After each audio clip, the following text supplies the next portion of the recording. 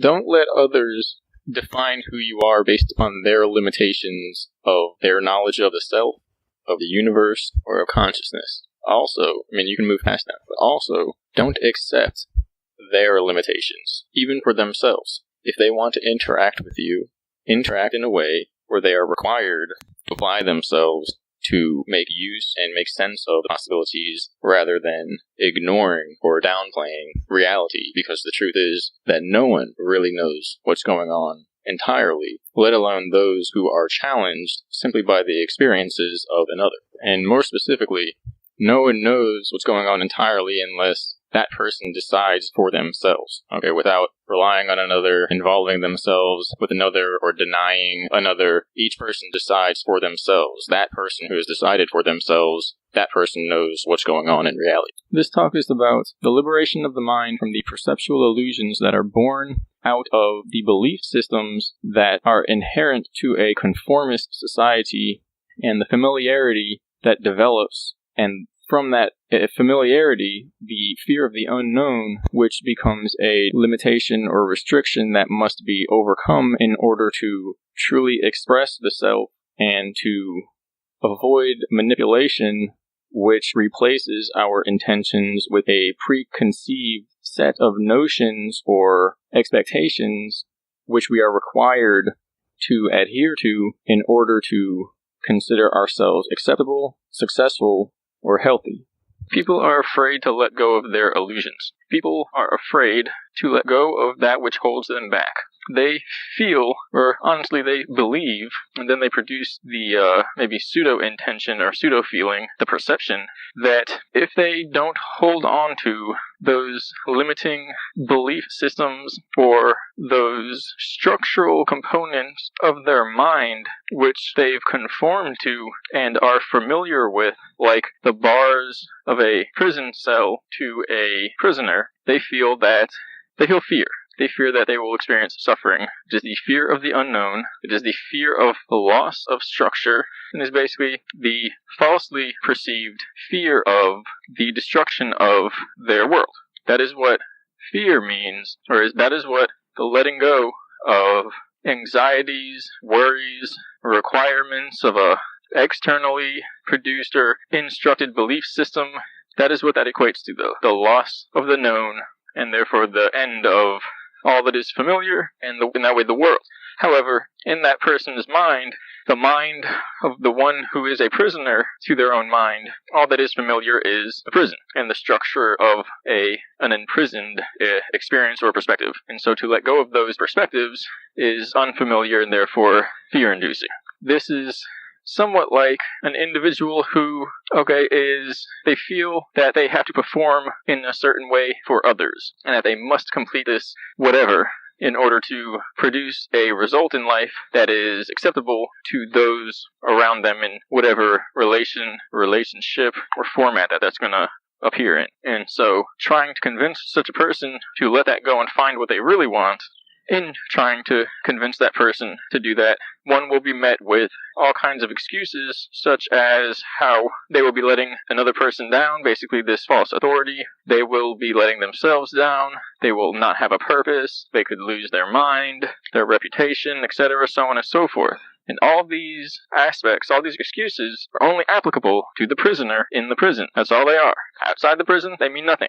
And so then it's as well, another example, a way to look at it is that somebody who feels that they are bettering themselves or protecting themselves and another, maybe that individual, that's being they're conforming to somebody else's expectation. Well, the person bringing those expectations, they're in the same boat. They might sit there and believe that they must enforce their son or daughter to become a this or that, basically to conform to their view, because they believe their view is connected with the larger aspect of society and the world, and that's where success will be born. The idea of success is not born through that external process, but through what's found within, through the unveiling of the soul, and the true purpose, cosmic purpose, self-awareness, finding the self, selfhood. But they might believe that if they let go, and they basically more or less stop harassing that individual and feeling harassed themselves by the creativity of a person, or by the possibilities, or by the conformist system itself, that all the bad things, all the undesirable probabilities will surely come about. And that the self-awareness that could be found through that wouldn't be worth the risk of not succeeding in a conformist society or world. And so the idea then is if that person, the individual that they are putting their expectations on, wakes up in a way and comes forward with the idea that they no longer want to have those expectations put on them, they don't want to conform, and that they know they can do it on themselves, that person with the expectations trying to have the other person, basically the parent, trying to have their son or daughter conform, they will respond with fear. And they will try to instill in that son or daughter that they don't know the truth, that they don't know the right way to find themselves, to be who they really are, and that they must conform because the parent is correct in their expectations, in their specific outline of what is required of the child, and that if the child is being successful in a way that goes outside of that parent's expectations, or is maybe not directly aligned with it, but it is successful, it is honest and safe and harmonious, they wouldn't know how to react. They would be frightened. Now, if it turns out okay, they would understand. But the point is, up until that point, or up until that completion, that realization of success, they would be afraid. They would think the worst is happening. They would literally resist that child's success, resist their freedom of creativity, their likelihood of finding themselves under the guise of doing what's right. And as they see them go to attempt that success, to attain it, they would literally feel frightened. But once the child follows through, they would be put to ease, and they would know that the child is capable, and that freedom of expression is simply how that's supposed to work. But up until that point, there would be the illusion, the perception connected to that belief system, generating that false authority, and generated by that false authority, leading into these perceptual imbalances, that could never be the right decision, and that could undoubtedly be a bad choice and result in suffering, fear, and failure. And so that's the situation we're in the world, where the people who are providing these expectations, these ideals, these belief system structures, for, expecting others to conform, they are frightened of what's going to happen if people don't conform. Now, this is not in a negative manner. Anarchy could be negative, which is the false illusion, the false interpretation, where anarchy is self-guidance, self-governance. And so, if they allow that fear to govern them, they fall in line with the illusion, and conformity becomes pleasant, a comfortable lie in the face of frightful self-control, self-governance, freedom, and creativity. Ultimately, self-awareness, because you have to know the self to guide the self. And if you don't know the self, that's pretty frightening, is it not? But of course, you can't not know the self, because you are the self. It would be like a light not emitting light as long as it works properly. But as long as you're here, as you see sunlight, as you see colors, you feel the weight of your body, the pull of the universe. Okay, well, that's you. You're feeling you. The self-knowledge is in motion. You don't really have to do anything. It's just that we're in this entanglement of more or less absolute insecurity and lack of belief in the self that generates these perceptions and these perceptual illusions, that by not conforming to what is undoubtedly a dying system that doesn't actually give people what they want, that by not conforming to that, we're going to somehow create more suffering instead of reducing it. That we're going to somehow lose ourselves instead of finding ourselves. And so, it's very simple. We just have to get over that fear, get over that tendency, social programming. There's a psychological term for it, that social tendency to conform. And once we overcome that, we are free to choose. But as well, those who witness us performing that, they will be frightened by our freedom, by our liberation. And this is kind of like crabs.